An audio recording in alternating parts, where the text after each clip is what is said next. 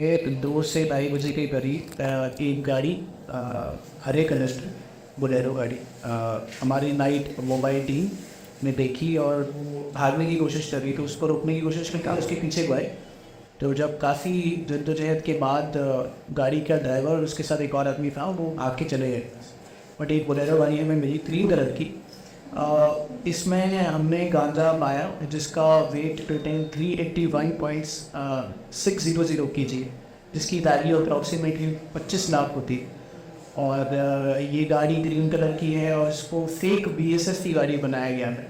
और इससे ये पता चलता है कि अभी जो है कि मोडस ऑपरेंडी जो है वो गवर्नमेंट की व्हीकल बना के इसको आगे ले जाने की कोशिश की जा रही है, which is very detrimental. And I am very very happy with the performance of our connected tasty.